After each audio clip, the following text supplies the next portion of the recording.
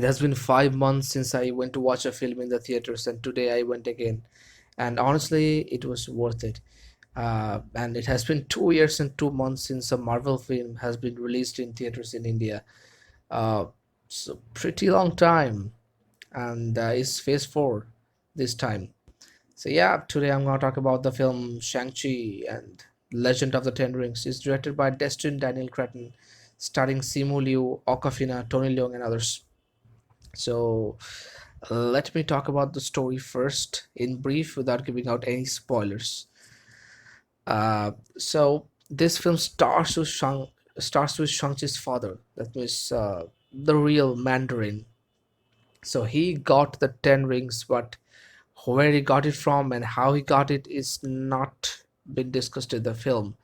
But yeah, he becomes pretty powerful, incredibly powerful, and he lives through thousands of years because of those rings, and he just creates a criminal nexus throughout the world, and pretty much you can say that rules the world.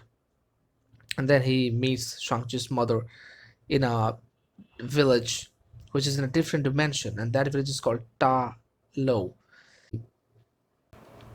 And then he decides that he will not use the 10 rings from now on, because now he wants to lead a happy and stable family life. But suddenly his wife, that means Shang-Chi's mother, gets killed by some criminals, and then he's obliged to use those rings again and take revenge. And then he starts to train Shang-Chi so incredibly that it almost feels like a torture to him, to Shang-Chi. And when he's assigned in a mission, he just flees and never comes back. And Shang-Chi and his sister both are given a pendant. If you combine those two pendants and put them in a dragon's eye, it will show you the map of the maze of how you can go to Talo and bring back Shang-Chi's mother. That's what uh, Mandarin thinks, but it's not the truth. Now, I'm not gonna say anything else because that will be a spoiler. Now, the cinematography of this film is pretty great. I absolutely loved it. There is some slow motion scenes, and when Shang-Chi's father first met his mother, that scene was pretty great. The fight and the romance, I really love the sequences. The action sequences were pretty great. I mean, yeah, it's a Asian film, a Chinese film, so it's about an Asian superhero. So obviously there will be a lot of martial arts, and yeah, the action sequences are satisfying. The cinematography is great. The color grading is perfect. It's a little bit saturated and smooth, and that's pretty impressive. And obviously, it's a Disney and Marvel film. What do you expect? The VFX is pretty great and impressive. So if I put it all together, it's an incredible film. I absolutely loved it.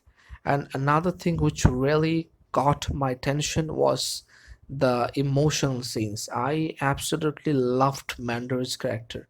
That guy, Tony Leung, I heard that he's a pretty big shot in the Chinese industry, and he's just incredible. He has the charisma, and there were scenes between him and Shang-Chi. There are a lot of emotional scenes in the film, so I loved that, and I really wanted Marvel to do something new, because all these things that Marvel has been doing, it seemed a little bit repetitive. So I wanted Marvel to create something unique, and here it is, first Asian superhero, and you'll find that Asian vibe, that ancient Asian culture. You'll find that, and that seems pretty impressive. When I was watching this film, honestly, I was thinking that this is the perfect. I mean, this would be the perfect live action adaptation of an anime film. uh, in the village there are several imaginary creatures, and I saw a creature there, a fox, a white fox which had many tails. And when I saw that creature, I instantly thought about the nine-tailed fox in Naruto. And yeah, there are anime references too. There are Dragon Ball Z references in this film. So yeah, you will get that perfect Asian vibe from that film. I was just hoping that, I mean, I really want Marvel to bring some Indian superhero, and now they're releasing the film Spider-Man No Way Home. If there is that Indian Peter Parker is there in the film, I mean Pavitra Pravakar. If you don't know, there is an Indian uh, variation, I mean variant of Spider-Man who is called Pavitra Pravakar. If Marvel brings him, it will be a miracle, and I really want some, Indian superheroes from Marvel. That will be a great deal. So if I consider everything, I want to rate it 8 out of 10 stars. So that's it. It's a short review without any spoilers. If you like this video, press the like button, and if you're new in my channel, subscribe it and share it with your friends. Thanks for watching.